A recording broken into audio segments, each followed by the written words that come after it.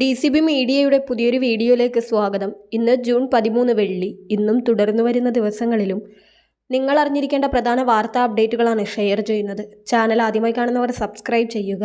ആദ്യത്തെ അറിയിപ്പ്, വടക്കൻ കേരളത്തിൽ ദിവസങ്ങളോളം അതിതീവ്ര മഴയ്ക്ക് സാധ്യതയെന്ന് കാലാവസ്ഥാ വകുപ്പ്.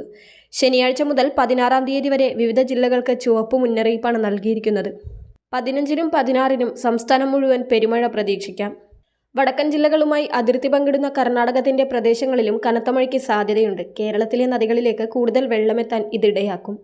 തെക്കൻ ചൈന കടലിൽ രൂപപ്പെട്ട ശക്തിയേറിയ ഹൂട്ടിപ്പ് ചുഴലിക്കാറ്റ് വെള്ളിയാഴ്ച ഉച്ചയോടെ കരയിൽ കയറുന്നതോടെ ദുർബലമാകും. അതോടെ തെക്കുപടിഞ്ഞാറൻ മൺസൂൺ പ്രവാഹം സാധാരണ നിലയിലാകും. തുടർന്ന് വെള്ളിയാഴ്ച ഉച്ചയ്ക്ക് ശേഷം കേരളത്തിൽ മഴ കനക്കുമെന്നാണ് കരുതുന്നത്.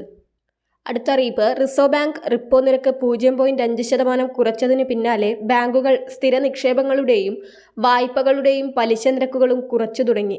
ബാങ്കുകളിൽ ICICI ആണ് FD പലിശ നിരക്ക് ആദ്യമായി കുറച്ചത്. 3 കോടി രൂപയ്ക്ക് താഴെയുള്ള നിക്ഷേപങ്ങളിൽ 0.25% വരെ പലിശ കുറച്ചു. പുതിയ നിരക്കുകൾ പ്രാബല്യത്തിലായി. വരും ദിവസങ്ങളിൽ മറ്റ് ബാങ്കുകളും FD നിരക്ക് കുറച്ചേക്കാം.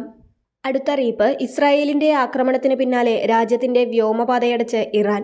ഇത് വിമാന സർവീസുകളെ സാരമായി ബാധിച്ചിരിക്കുകയാണ്. വെള്ളിയാഴ്ച രാവിലെയാണ് ഇറാന്റെ ആണവ കേന്ദ്രങ്ങളെ ലക്ഷ്യമിട്ട് ഇസ്രായേൽ വ്യോമാക്രമണം നടത്തിയത്. ഇതിനു പിന്നാലെയാണ് ഇറാൻ വ്യോമപാതയടച്ചത്.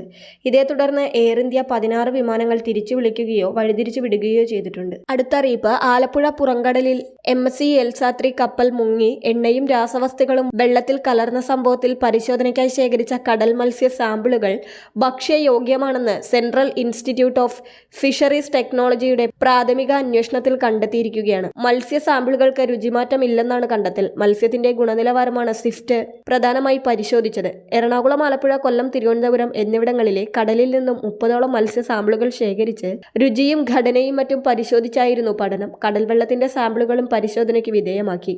വെള്ളത്തിൽ എണ്ണയുടെ അംശമില്ലെന്നും pH മൂല്യം സ്വാഭാവിക തോതിലാണെന്നും കണ്ടെത്തി. അടുത്ത അറിയിപ്പ്, ലൈഫ് പദ്ധതിയിൽ സംസ്ഥാനത്ത് 4.5 ലക്ഷം വീടുകൾ പൂർത്തിയായെന്നും വരും നാളുകളിൽ കൂടുതൽ വീടുകൾ പൂർത്തിയാക്കുമെന്നും മുഖ്യമന്ത്രി പിണറായി വിജയൻ പറഞ്ഞു. ഭൂമി ആവശ്യത്തിന് കിട്ടുന്നില്ലെന്ന പ്രശ്നം ചിലയിടങ്ങളിലുണ്ടെന്നും ഇതിനായി തദ്ദേശ സ്ഥാപനങ്ങൾ ഇടപെടൽ നടത്തണമെന്നും മുഖ്യമന്ത്രി അഭ്യർത്ഥിച്ചു. അടുത്ത അറിയിപ്പ്, ക്ഷേമ പെൻഷനുമായി ബന്ധപ്പെട്ടതാണ്. അതായത് സംസ്ഥാനത്തെ ക്ഷേമനിധി ബോർഡുകളിൽ അംഗത്വമുള്ളവർ, അതും 60 വയസ്സിൽ താഴെയുള്ളവർ ID കാർഡുകൾ കരസ്ഥമാക്കേണ്ടതുണ്ട്.